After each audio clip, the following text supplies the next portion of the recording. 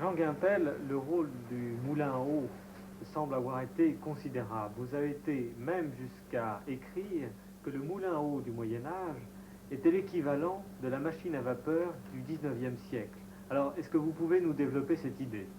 Oui, le moulin à eau, qui a précédé d'ailleurs de plusieurs siècles le moulin à vent, a permis l'essor de la révolution industrielle du Moyen Âge au XIIe et au XIIIe siècle, comme la machine à vapeur a permis l'essor de la révolution industrielle du XVIIe et du XIXe siècle. Et c'est la première fois dans l'histoire du monde qu'en fait, que la machine va se substituer à la main de l'homme. Au fond, le moulin, c'est une machine automatique qui fonctionne 24 heures sur 24 et qui a permis de mécaniser au Moyen-Âge toute une série d'opérations. Elle a permis de mécaniser l'industrie de la meunerie, l'industrie métallurgique, l'industrie du textile, le papier et d'autres industries également. Et puis, ce qui est extraordinaire, c'est la diffusion des moulins à travers l'Europe. On sait par exemple que dès le XIe siècle, l'Angleterre avait 5624 moulins. Et en France, dans le département de l'Aube, il y avait 11 moulins au XIe siècle, 60 au XIIe et 200 au XIIIe siècle. Et sous les arches du Grand Pont à Paris au début du XIVe siècle, il n'y avait pas moins de 13 moulins. Et alors cette diffusion extraordinaire des moulins s'explique en fait en partie par le bénéfice que l'on pouvait en tirer, parce que le capital investi rapportait 25%.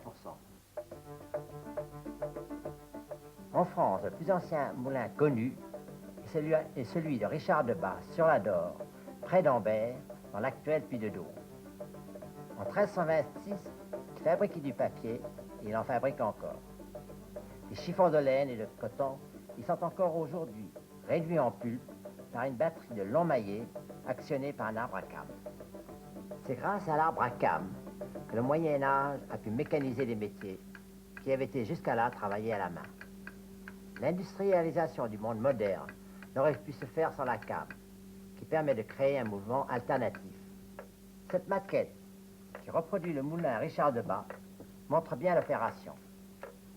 L'eau tombe sur la roue verticale du moulin qui entraîne l'arbre à cames. Les cames soulèvent puis laissent retomber alternativement les maillets de bois. Sur cette autre maquette, l'eau aussi actionne une soufflerie hydraulique. Grâce à cette soufflerie, on réussit au Moyen-Âge à produire un courant d'air assez puissant pour élever la température des fours à 1200 degrés. Mais ainsi, le four ne donnait plus du fer, mais de la fonte. Ici, l'eau entraîne une scierie mécanique. Et enfin ici, la force hydraulique, un martinet. Le rendement sera plus élevé et le forgeron sera libéré du travail de l'empire.